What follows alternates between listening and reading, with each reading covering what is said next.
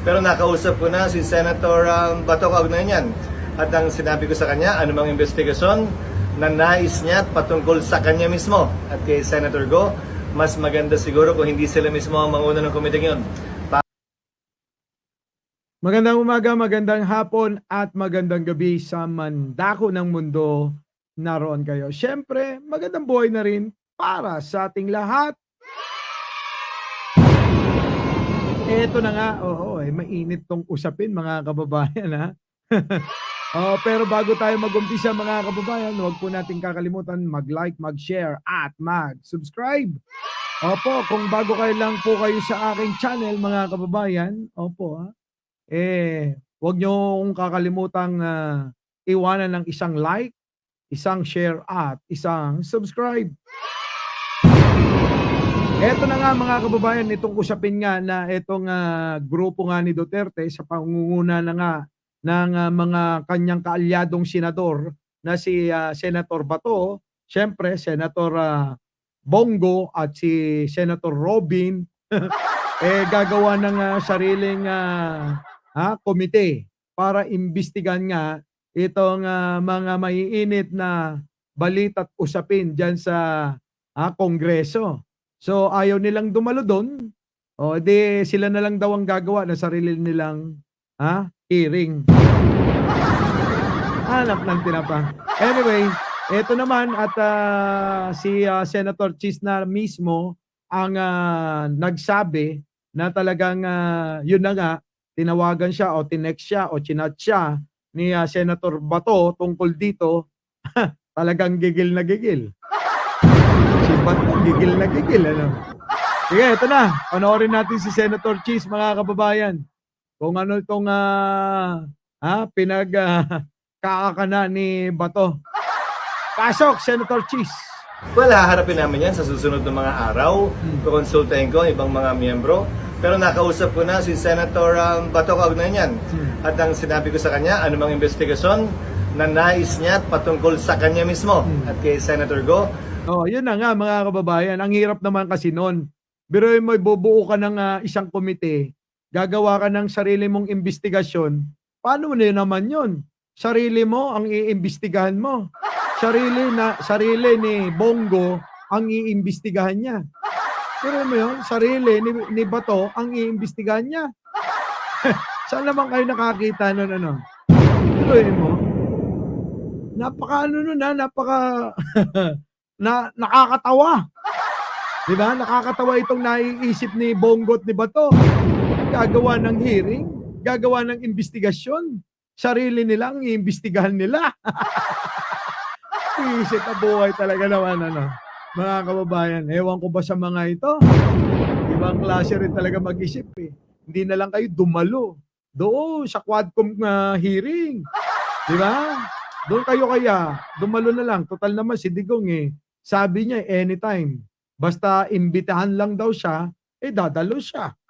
Ewan ko dito sa dalawa. Bakit parang takot na takot? Di ba?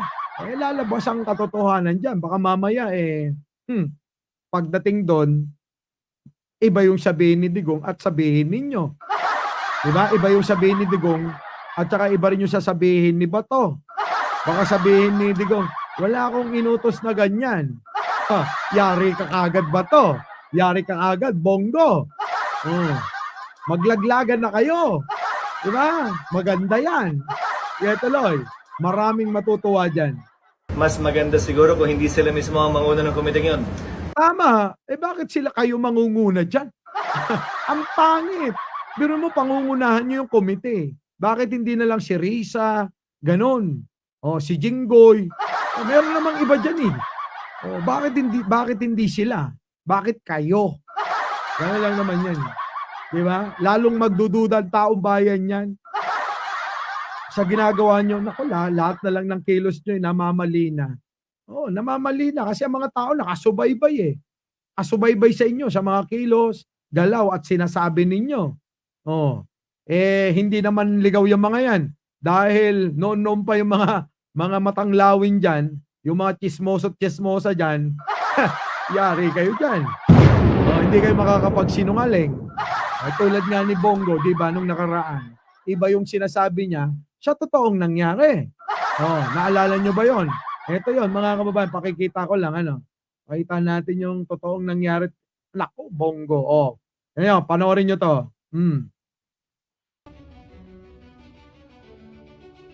Panoorin nyo to kung gaano ka sinungaling si Bongo. Paano to? Kung ganyan lang rin lang yung mamumuno sa hearing, ano pa aasahan natin? Wala naman siyang sinabi na, may sinabi ba siya na patayin mo ito? Oh. Shoot them dead. O yun, yung sinabi niya, Bongo. Wala pong ganong abogado po si dating Pangulong Duterte. Dati po siyang prosecutor. Hindi siya nagbibigay po ng instruction na illegal. Oh. Kaya may order rin sa dyan, shoot to kill kayo. Wala akong pakialam dyan sa human rights. Oh. Kita nyo, iba yung sinasabi niya sa totoong nangyari.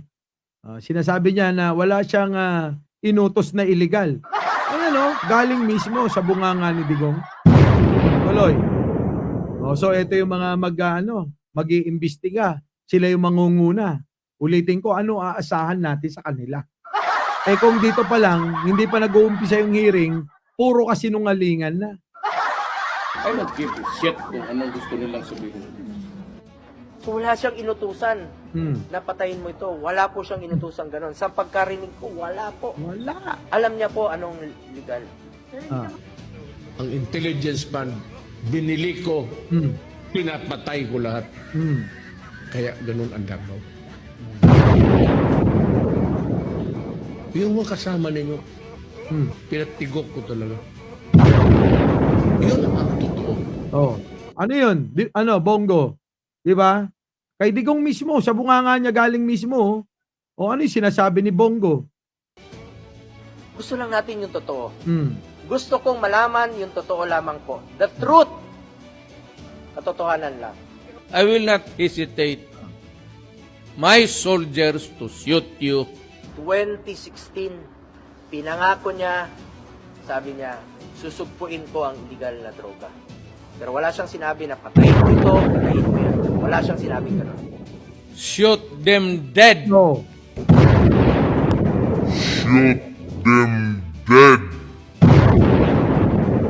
Katotohanan lamang po at hayaan na po natin ang taong bayan ng husga.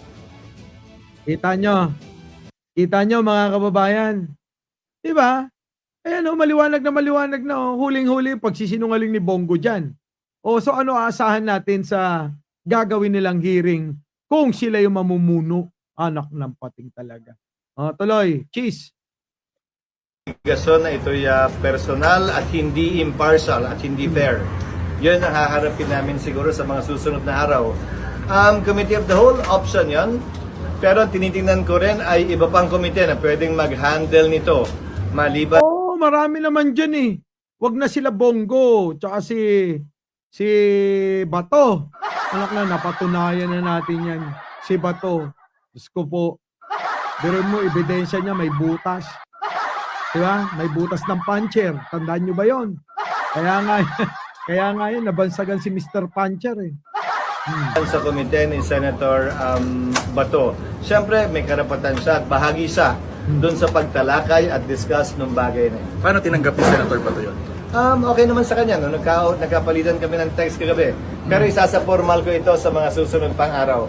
Magkikita kami itong weekend pagbalik ko. Matapos ng kinailangan ko lamang gawin dito sa Sursagat. Okay. Yo.